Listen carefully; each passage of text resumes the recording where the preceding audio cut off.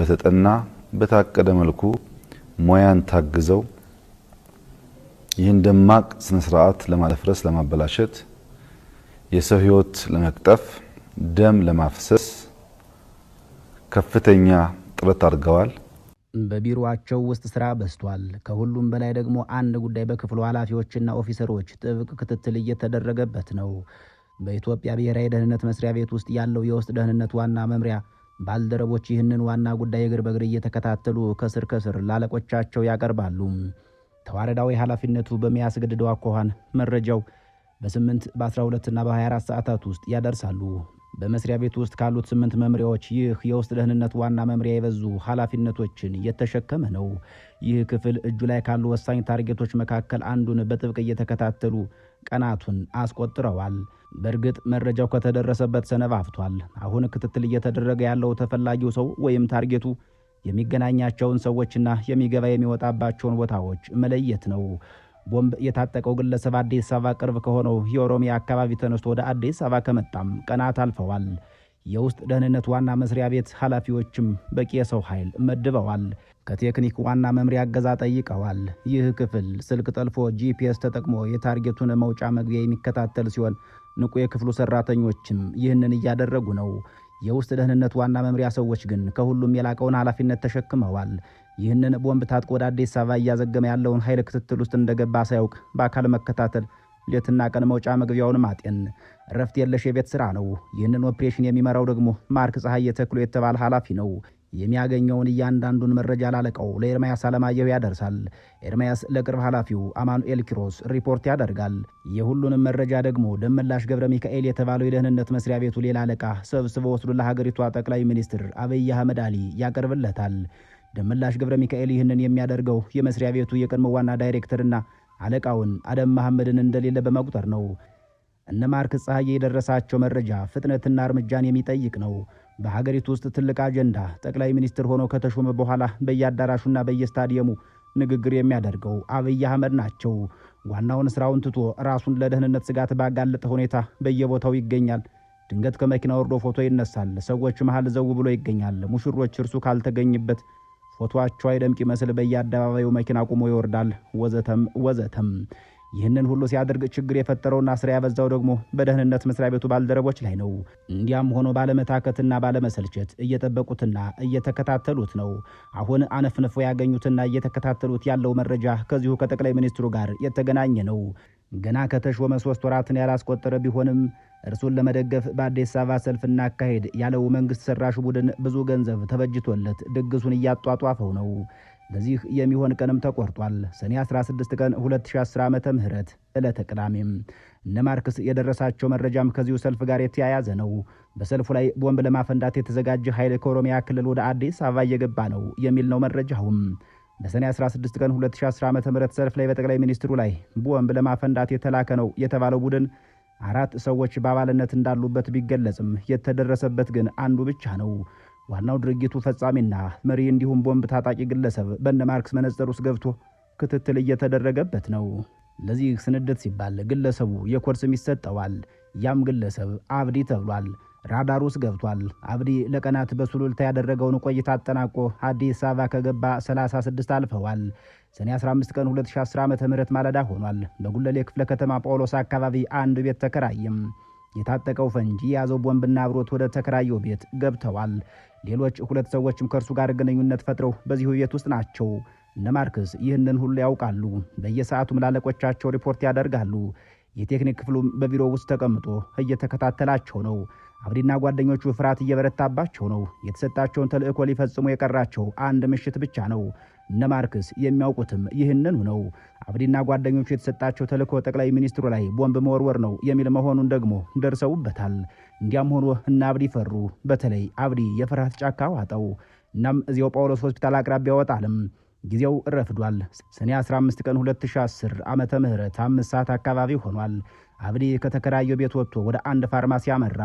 የማርክ ፀሐዬ ወኪሎችም ጥብቅ ክትትላቸውን አላቆሙም። አብረውት ናቸው። ፋርማሲ ገብቶ ከወጣ በኋላ የገዛውን መድኃኒት ገብተው ጠየቁ። አንዳች ኃይል ሰጪ ፍርሃትን የሚቋቋም መድኃኒት መግዛቱን አወቁም። አብዲ ተመልሶ ወደ ተከራየው ቤት ገባ። የማርክስ ወኪሎችም ለክትትል የሚሆናቸውን ውስብስብ መረብ ዘርግተው ጆሮ ግንዱ ስር መዋላቸውን ቀጥለዋል። ማርክስ ፀሐዬ ከቢሮ ሆኖ የሚመራው ይህ ኦፕሬሽን ከእጁ እንዳይወጣ ጥብቅ ክትትል እያደረገ ነው። እንዲያም ሆኖ እነ አብዲ እንዲያዙ መወትወቱን አላቆመም። ለቅርብ አለቃው በቁጥጥር ስር እንዲውሉ ያቀረበው ምክረ ሐሳብ ጠቅላይ ሚኒስትሩ ጋር ደርሷል። እስካሁን ግን ይህንን ምክር ለመተግበር የሚያስችል ውሳኔ አልመጣለትም። ኤርሚያስ አለማየሁን እነዚህ ሰዎች ይታሰሩ ሲል ደጋግሞ ተማጸነው። ኤርሚያስም አለቃውን አማኑኤል ኪሮስን ጠየቀው። እነዚህን ሰዎች በቁጥጥር ስር እናውላቸው አለም። አማኑኤል የቅርብ አለቃው ደመላሽ ገብረ ሚካኤል ነው። ከማርክስ ተነስቶ እርሱ ጋር የደረሰውን መረጃ ደጋግሞ ተናግሯል።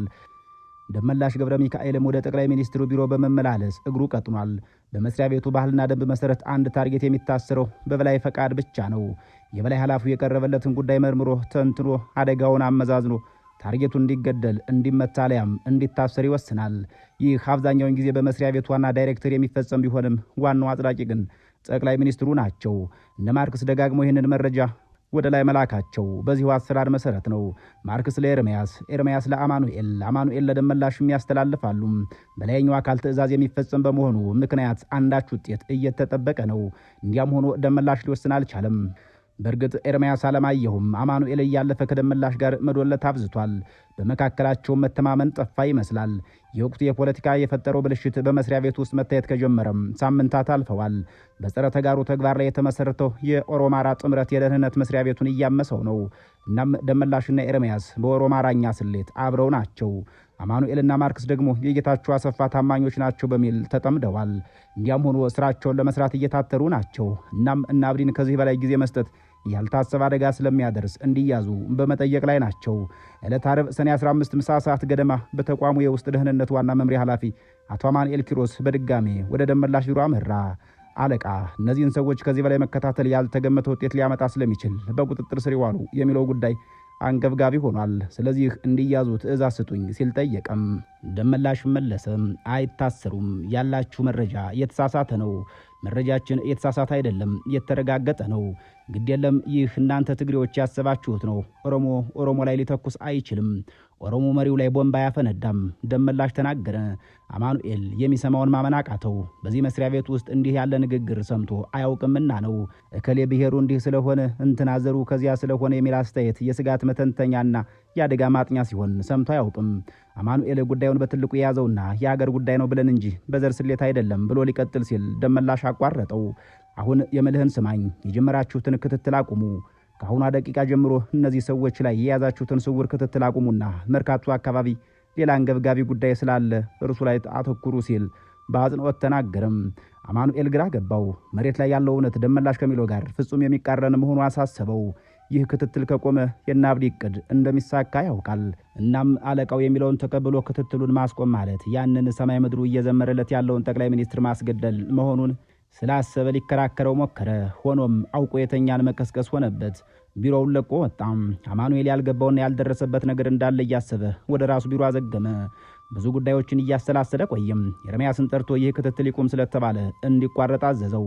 እንዲያም ሆኖ ኤርሚያስ ከደመላሽ ጋር በነበረው ተዋረዳዊ ግን ደግሞ ኦሮማራዊ ግንኙነት ነገሩን አስቀድሞ ሰምቷል። እናም ሲነገረው አልተገረመም። ማርክስ ፀሐዬ ይህንን ብሔራዊ ጉዳይ ለቀናት ሲከታተል ከርሞ የመጨረሻው ምዕራፍ ላይ ደርሷል። እና አብዲ አንዳች ነገር ሳይፈጽሙ በቁጥጥር ስር እንዲውሉ ያቀረበው ተደጋጋሚ ተማጽኖ ተቀባይነት የሚያገኝበትን ቅጽበት እየተጠባበቀ ነው። በጳውሎስ አካባቢ ያሰማራቸው ወኪሎቹም ጉዳዩን ከዓይን ጭራ በቀደመ ፍጥነት እየተከታተሉ ናቸው። ሆኖም በድንገት የመጣለት ትዕዛዝ ልብ ቀጥ የሚያደርግ ሆነም። ክትትሉን አቁም የሚለው ትዕዛዝ ማመን አልቻለም። ይህንን የመሰለ አገራዊ ጉዳይ እንዲህ ያለውን አደጋ መከታተል አቁሙ ሲባል ለአንድ የደህንነት ባለሙያ ጆሮን ጭው የሚያደርግ ጉዳይ ነው። እርሱን ትተህ መርካቶ አካባቢ ያለውን ጉዳይ ተከታተል ተብለሃል፣ እርሱን አድርግ አለው ኤርሚያስ አለማየሁን። ማርክስም ሆነ አማኑኤል ክትትሉ እንዲያቆሙ ሲነገራቸው አለመበሳጨት አልቻሉም። ኦሮሞ በኦሮሞ ላይ ሊተኩስ አይችልም፣ ሰዎቹም አይያዙም፣ ክትትል ሊደረግባቸውም አይገባም ተባሉ። ማርክስ የተቀበለውን ትዕዛዝ እና አብዲን ለሚከታተሉ ወኪሎቹ አስተላለፈ። እና አብዲ በነጻነት እንዲንቀሳቀሱ ዘንድ ጠቅላይ ሚኒስትሩ በደመላሽ ገብረ ሚካኤል የወሰነው ውሳኔ ገቢራዊ ሆኗል። አማኑኤል በብስጭትና ትካዜ እጁን አጣጥፎ ተቀመጠም። አማኑኤል ያሳበደው የክትትሉ መቆም ብቻ አይደለም። ይህ እናንተ ትግሬዎች ያሰባችሁት ነው። ኦሮሞ በኦሮሞ ላይ ሊተኩስ አይችልም፣ ኦሮሞ መሪው ላይ ቦምብ አያፈነዳም የሚለው የደመላሽ ንግግር ጆሮ ላይ እየተደጋገመ አበገነው። እና አብዲን ለፍርሃት የዳረጋቸው ነገር ገፍቷል። በየአቅራቢያቸው ይከታተሏቸው የነበረው የነ ማርክስ ፀሐዬ ኃይል ክትትሉን እንዳቆመ ተነግሯቸዋል። እነርሱ ስጋት የነበረው ማርክስ ሰዎች እንዳይገድሏቸው እንጂ እንዳያስሯቸው አልነበረም። ቢታሰሩ የያዘዛቸው አካል እንደሚያስፈታቸው ያውቃሉ። ቢገደሉ ግን ሌላ ህይወት የለም። እናም ዕለት ዓርብ ከሰዓት ጀምሮ ይህ ክትትል እንደቆመና አጠገባቸው ሲያንዣብቡ የነበሩ ሰዎች ገለል እንዲሉ መደረጋቸውን ሰምተዋል። ጠቅላይ ሚኒስትር አብይ አህመድና ደመላሽ ገብረ ሚካኤልና ማኑኤልና ማርክስን እና አብዲን መከታተል እንዲያቆሙ ቢያደርጉም በጉዳዩ ላይ ጥብቅ ክትትል ሲያደርግ የነበረው የቴክኒክ መምሪያው ግን ረስተውታል። እናም ያለ ስጋት ወደ አብዲ መረጃ እንዲደርስ እያደረጉ ነው። ክትትሉ እንደቆመላቸው በስልክ የሚነግሯቸውን ሰው የቴክኒክ ክፍሉ ጠልፎ እያዳመጠ ነው። እናም ይህ ጉዳይ ከላይኛው አካል የመጣ እንደሆነ ተረድቷል። አርብ ምሽት ቅዳሜም ነጋ። ታሪክ የማይሰለቸው መስቀል አደባባይ፣ የነገሰ ሁሉ የሚፎለልበት የአብዮት አደባባይ፣ የአዲስ አበባ ህዝብ ለገዢዎቹ የሚያጨበጭብበት ይህ አደባባይ ሌላ ታሪካዊ ሁነት ሊያስተናግድ ዝግጅት ላይ ነው። በ21ኛው መቶ ክፍለ ዘመን የኢትዮጵያ ክፍለ ዘመን ለመጀመሪያ ጊዜ ምናልባትም ብዙ ህዝብ የተገኘበት ታሪካዊ ሁነት ሊካሄድ ምንም አልቀረው። አዲስ አበባ ወደ መስቀል አደባባይ እየተመመ ነው። ከዋና ከተማዋ ዙሪያ የመጡ የጎንደርና ባህር ዳር ድረስ የተጓዙ የጠቅላይ ሚኒስትሩ ንግግር አድናቂዎች ወደዚህ ታሪካዊ አደባባይ እየዘመቱ ናቸው።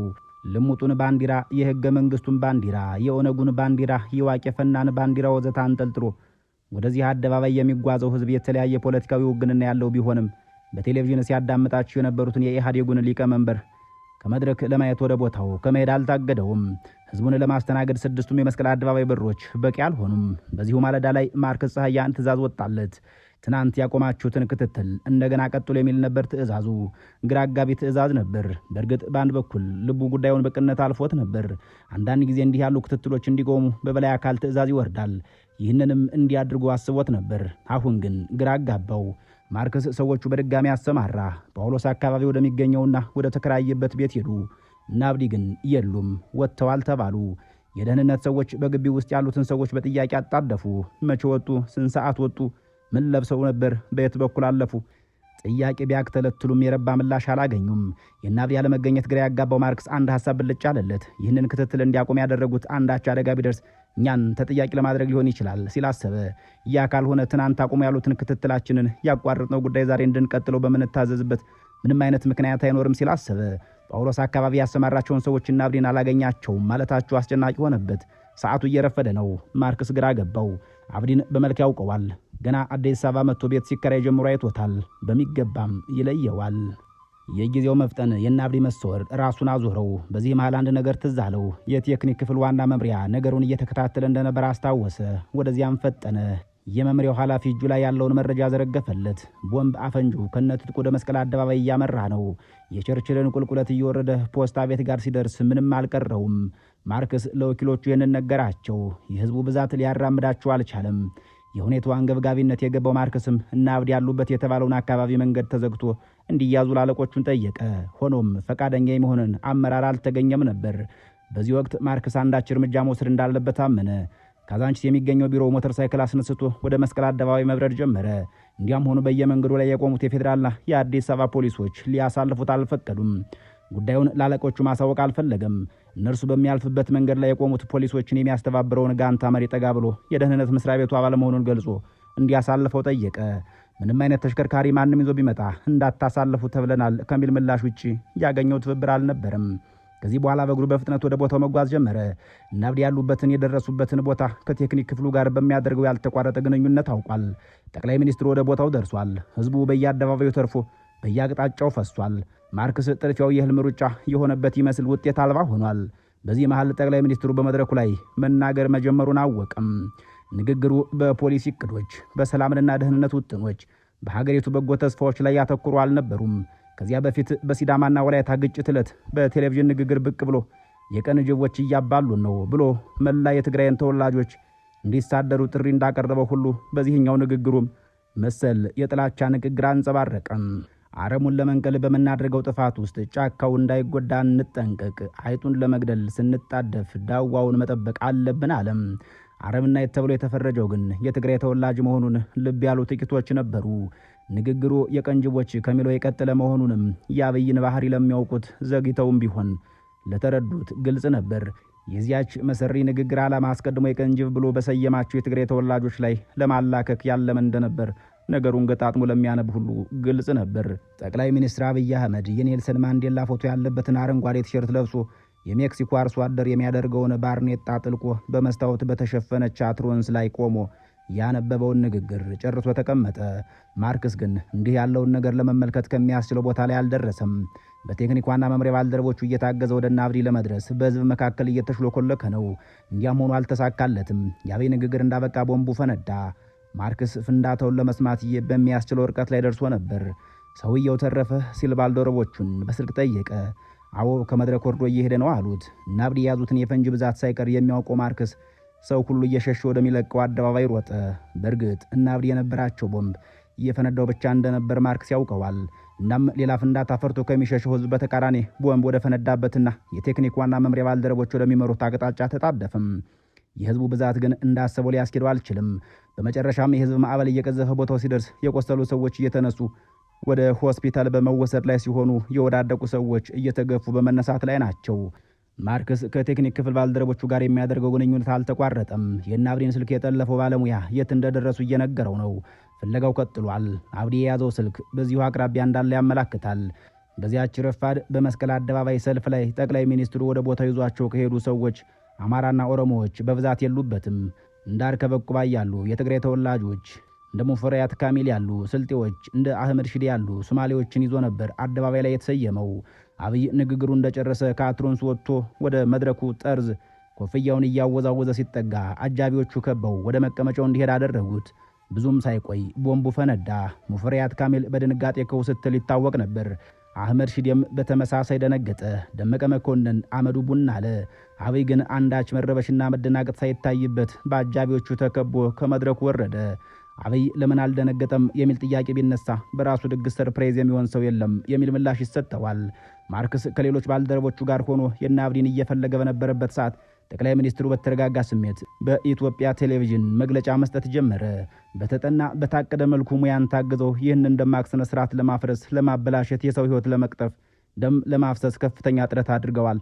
ህይወታቸው ያለፈ የቆሰሉ ሰዎች አሉ። ህይወታቸውን ላጡ ወንድምና እህቶች፣ ለቆሰሉ ወገኖች ቤተሰብ ሁሉ መጽናናትን እመኛለሁ አለ። በተጠና በታቀደ መልኩ ሙያን ታግዘው ይህን ደማቅ ስነ ስርዓት ለማለፍረስ፣ ለማበላሸት፣ የሰው ህይወት ለመቅጠፍ፣ ደም ለማፍሰስ ከፍተኛ ጥረት አድርገዋል። አጠቃላይ ዓላማቸው የጨነገፈ፣ ያልተሳካ፣ የከሰረ፣ የወደቀ ቢሆንም ጥቂት ኢትዮጵያውያን እንዲጎዱ ሆኗል። ህይወታቸው ያለፈ ጥቂት ሰዎችና የቆሰሉ ሰዎች አሉ። በመጀመሪያ ለዚህ ክብር ዓላማ ለኢትዮጵያ ፍቅርና ይቅርታ ሲሉ ህይወታቸውን ላጡ ወንድምና እህቶቼ፣ ለቆሰሉ ወገኖቼ ቤተሰብ ሁሉ መጽናናትን እየተመኘው ይህ ንግግሩ የተሰማው ቦምቡ ከፈነዳ ከ55 ደቂቃ በኋላ ነበር። ቦምቡ የፈነዳው ደግሞ 3 ሰዓት ከ45 ደቂቃ ላይ ነው። ጠቅላይ ሚኒስትር አብይ አህመድ 4 ሰዓት ከ40 ደቂቃ ላይ ብቅ ብሎ ይህንን ንግግር ተናገረ። እርሱ ሰው መሞቱን ቢናገርም በወቅቱ አንድም ሰው አለመሞቱን የወቅቱ ጤና ሚኒስትር አሚር አማን ተናግረው ነበር። ማን እንደፈነዳው ገና በይፋ አልታወቀም ነበር። ደግሞም በ55 ደቂቃ ውስጥ ማን እንዳፈነዳው፣ ምን አይነት ፖለቲካዊ ተልእኮ እንዳለው ሊያውቅ የሚችል ፖሊሲያዊ አቅም በሀገሪቷ እንደሌለ ይታወቃል።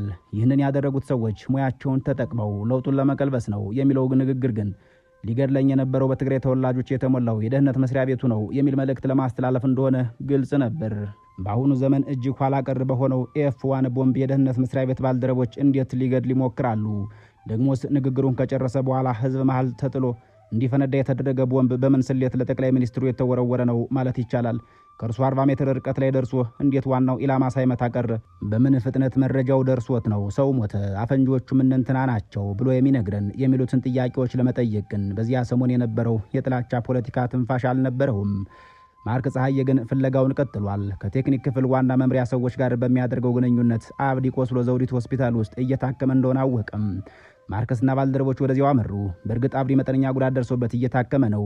በሰልፉ ላይ የተጎዱ ሰዎች ወደሚታከሙበት ቦታ ሲሄዱ አብዲና ማርክስ አይን ለአይን ተያዩ። አብዲ ማርክስን አውቆታል። እናም ወሰነ። አብዲ እንደ ዶሮ በመስኮት ዘሎ ወጣም። ማርክስም እርሱ በወጣበት መስኮት ዘሎ ወጣና ማጅራቱን አነቀው። በቦታው የነበሩ ኦሮምኛ ተናጋሪ ወጣቶች ማርክስን ከበቡት። ከደህንነት ሰራተኛ በማይጠበቅ መልኩ መታወቂያውን እያሳየ የሚደርስበትን ጥቃት ለመከላከል ሞከርም። ቦምቡን ያፈነዳው እርሱ ነው፣ እኔ የደህንነት ባለሙያ ነኝ፣ እርሱ ነው ቦምቡን ያፈነዳው ሲል ጮህም። በዚህ ጊዜ በአካባቢው የነበረው ሰው የማርክስ አጋር ሆነ። ማርክስም አለቆቹ እንዲያዝ ሲማጽናቸው ከርሞ እምቢ ስላሉት ከዚህ በኋላ በራሱ ወስኖ አብዲን ከያዘ በኋላ የሚደርስበትን የዲሲፕሊን ቅጣት ለመቀበል ቆረጠም። እናም አብዲን በቁጥጥር ስር አውሎ ለፖሊስ ሰጠው። አብዲ ማርክስን ያወቀው ይህንን ቦምብ እንዲያፈነዳ ትዕዛዝ ሲሰጠው ክትትል የሚያደርግበት እርሱ መሆኑን ስለተነገረውና ስላሳዩት ነው። ይህንን ሴራ የጎነጎነው ጠቅላይ ሚኒስትሩም አንድም ጉዳት ሳይደርስበት 2 ሰዎችን የህይወት ሌሎች ደግሞ የአካል መስዋዕትነት አስከፍሎ ቀጠለም። ከዚህ አልፎም እኔ በሞት ብዙ አብዮች አሉ፣ የኔ መሞት ለውጡን አያስቆመውም፣ ዛሬ እኔ እዚህ እንድቆም ባሳለፍነው ሰኔ 2 ሰዎች ህይወታቸውን ገብረውልኛል ሲል ኢሳያስ አፈወርቂን በሚሊኒየም አዳራሽ አስቀምጦ ተናገረም። አብይ አህመድ የራሱን ሀገር ተቋማትና ሰዎች የማይታመኑ ናቸው የሚል መልእክት ለማስተላለፍ በማሰብ ይህንን ጉዳይ እንዲያጣራለት የአሜሪካን የወንጀል ምርመራ ቡድን ኤፍቢአይን የጠራው በዚያን ዕለት ማታ ነበር። በእርግጥም በወቅቱ አሜሪካኖች እንደ እንቁላል የሚጠብቁት ልጃቸው ነበርና አብይ ላይ ክፉ ያሰበውን ሰው ለመለየት ስራ የጀመሩት ሰኔ 18 ቀን 2010 ዓ.ም ከቦምቡ ፍንዳታ በኋላ 48 ሰዓት ባልሞላ ጊዜ ውስጥ ነው። አብይ ይህንን ያደረገበት ምክንያት 2 ነው ይላሉ የወቅቱ ሰዎች። አንደኛው ቀደም ሲል እንደተባለው የሀገሪቷ ተቋማትና ሰዎች የሚታመኑ አይደሉም ብሎ ለህዝቡ መልእክት ለማስተላለፍና በኋላ ለፈጸመው ተቋሙን የማፍረስ እርምጃ እንቅፋት እንዳይገጥመው ማድረጉ ነው። ሁለተኛው በወቅቱ ከአሜሪካ ጋር በነበረው ጠንካራ ወዳጅነት ምክንያት ነው የሚል ነው። በእርግጥም የሆነው እንደዛ ነው። ጌቱ ግርማ በሚባል ሰው መዝገብ የተከሰሱ 5 ሰዎች በኋላ የተፈረደባቸው የሰጡትን የጣት አሻራና በቦታው ወድቆ የነበረውን የቦምብ ስብርባሪ አሻራ የመረመረው ኤፍቢአይ በሁለቱ አሻራዎች መካከል ምንም አይነት ግንኙነት የላቸውም ብሏል። በሌላ አገላለጽ ከነዚህ ሰዎች አንዱም ቦምቡን አልወረወረውም፣ ይዞትም አልነበረም ማለት ነው። ማርክስ ፀሐዬ ጋማውን ይዞ ለፖሊስ አንጠልጥሎ የሰጠው አብዲ ግን ከዚያን ጊዜ ወዲህ የት እንዳለ አይታወቅም። ማርክስ ደግሞ በፖሊስ ቁጥጥር ስር ውሎ ክስ ተመሰረተበት። ፌዴራል ፖሊስ በፌዴራል ከፍተኛ ፍርድ ቤት ባቀረበው ጊዜ በመዝገብ ቁጥር 225868 ሰኔ 16 ቀን 2010 ዓ.ም ቦምብ እንዲፈነዳ እያወቀ ክትትሉን በማስቆም ፍንዳታው እንዲደርስ አድርጓል በሚል ወነጀለው። የፖሊስ የምርመራ መዝገብ ቃል በቃል እንዲህ የሚነበብ ነው።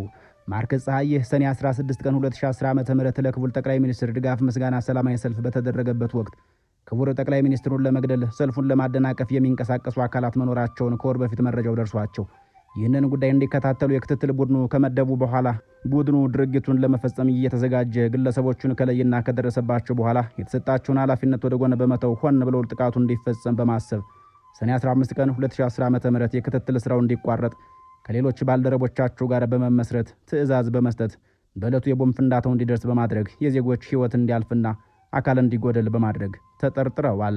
ማርክስ ፀሐዬ በዚህ ጉዳይ ላይ ዝርዝሩን አስረድቶ ተከራከረ። ክትትሉን ያስቆመው እርሱ እንዳልነበር፣ ጥቃቱ እንዳይደርስ ምን ያህል እንደለፋ ወዘተ አስረዳ።